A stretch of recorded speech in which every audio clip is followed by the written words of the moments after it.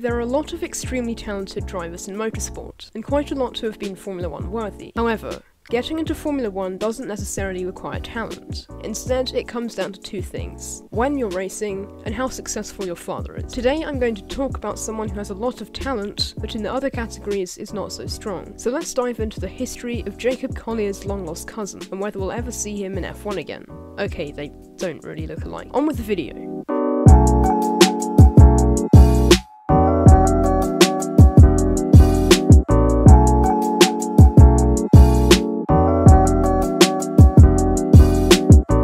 Aitken was born in September 1995 in London to a Scottish father and Korean mother. He started his interest in motorsport from a young age, and started his karting career at the age of 7. He had the generic karting career of almost every driver in history, doing decently in his home country before going on to compete in Europe, but he then first stepped into cars in 2012, racing in the Intersteps Championship, which according to Google was the ideal bridge between karting and open wheel racing. It was pretty much just Formula 4, racing these generic cars around tracks in the UK. He finished 3rd overall, but since I haven't heard of a single other driver, that doesn't really mean that much. He'd moved to race internationally in 2013, racing full-time in the kind of irrelevant Formula Renault Northern European Cup, and he contested in a handful of rounds of the Formula Renault Euro Cup. In the NEC Championship, he finished 2nd with 5 podiums, being beaten by the same guy who won the title of the Intersteps Championship the previous year. And in the 6 races of the Euro Cup he competed in, he had one top 10 finish. This was a bit more of a notable championship though, with multiple current F1 drivers in it. In 2014, Jack would continue bouncing around Formula Renault championships, and would also very randomly compete in the Sonoma round of America's equivalent to Formula Renault, the Pro Mazda series. He competed in the Euro Cup this year full-time, where he comes 7th in the standings, with the season including some very average driving and some alright driving. He did a few rounds of the Alps series as well, where he was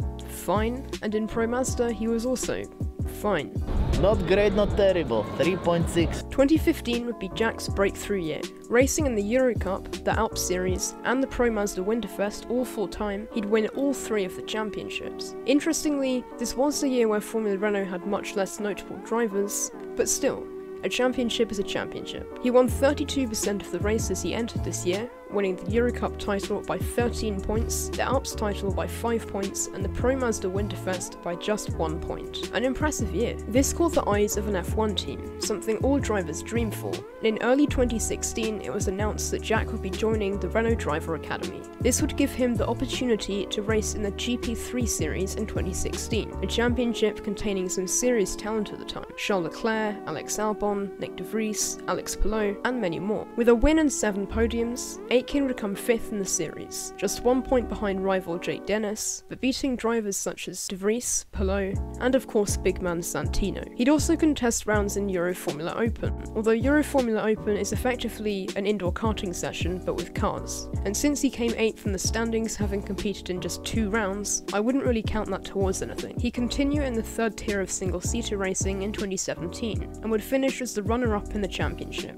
just behind current Mercedes F1 driver Alessia George Russell. With a win at the Hungaroring and many podiums elsewhere, with ART Grand Prix he would beat Nirei Fukushima by 7 points and lose to George Russell by 79 points. He'd also get his first taste of F1 machinery this year, testing a 2012 Lotus Careth. 2018 would be his first year in Formula 2, and also his first year as an F1 reserve driver, receiving the role of 3rd driver for Renault. He'd be racing for ART in F2, and unfortunately George Russell would be his teammate, meaning he had the curse of the ART 2nd driver, and did very averagely, finishing 11th with 1 win and a further podium, which to be fair isn't that bad for an ART 2nd driver, I guess. He'd escape ART in 2019, however his new team wasn't a whole lot better. He would be racing with Campos, and dragged his car much higher than where it belonged. There was no teammate to compare him to since Campos were allergic to keeping 2 drivers, so with wins in Baku, Silverstone and Monza, Jack finished a very respectable 5th in the championship, beating 3 current Formula 1 drivers, and the best driver in history of motorsport. He would no longer serve as a reserve driver for Renault this year though, dropping down to just a test driver in favour of Sergei Sorokin. He would continue his F2 campaign with Campos in 2020, however even though they weren't the best team in 2019, for the following year they seem to have gotten even worse. He also left Renault to join Williams, and would take the role of reserve driver. Driving this very average car, he didn't have a chance of a title challenge, but managed to get 2 podium finishes at Silverstone and 48 points in the first 11 rounds of the season, completely obliterating his teammate Mahavir Raghunathan's artificial intelligence-powered cousin. Then the final round came. Jack was of course expecting to race for Campos in the final round of the season at the outer layout of the Bahrain circuit, and then Lewis Hamilton tested positive for a virus you might have heard of. It's called coronavirus, and luckily he was okay throughout it. This meant that George Russell would make his debut at Mercedes, Stoffel Vandoorne would go up a few ranks on Warzone, and being the reserve driver, Jack Aitken would make his Formula 1 debut at Williams. Another driver would also be making their F1 debut at this race in a similarly paced car, so he'd have some good competition. After practice,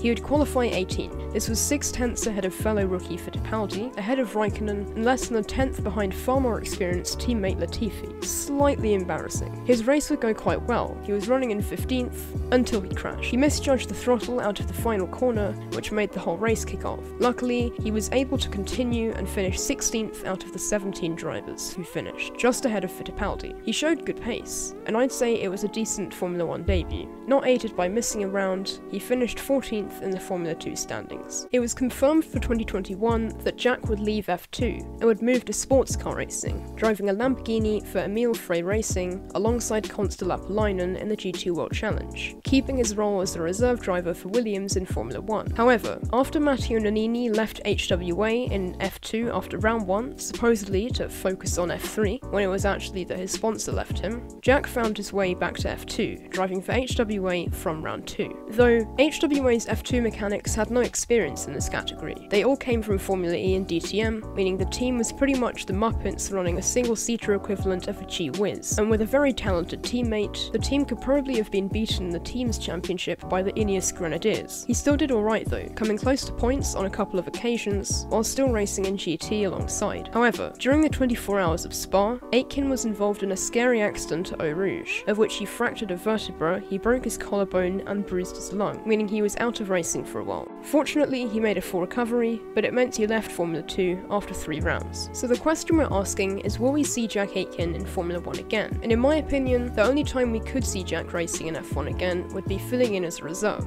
Whilst he is an extremely talented driver, I don't think he will ever get a full-time seat in Formula 1, since both Williams drivers are likely to stay for a while, and F2 frontrunners are now the default choice for an F1 rookie, and I think Jack is done in F2. But what else might he do in the future? Well, he's quite likely to continue in GT racing, but I think what's most likely next year is IndyCar. Recently, Aitken participated in an IndyCar test with Ed Carpenter Racing. Currently, the 2022 lineup of Ed Carpenter Racing in IndyCar is Rinus VeeKay full-time in the 21 car, and Ed Carpenter himself part-time in the 20 car. Now the 20 car will be participating in every race next year, so another driver is needed to race in rounds 1, 3 to 5, 7 to 10, 13, 14, 16, and 17. Very specific, I know. Now Ed Carpenter said that Ryan Hunter-Reay is on the cards for this seat, but isn't necessarily the favourite, and that was in an article before Jack's test with the team. I think that Aitken could be a good fit for this role, but it depends. Hunter-Reay versus Aitken. Who will get a seat?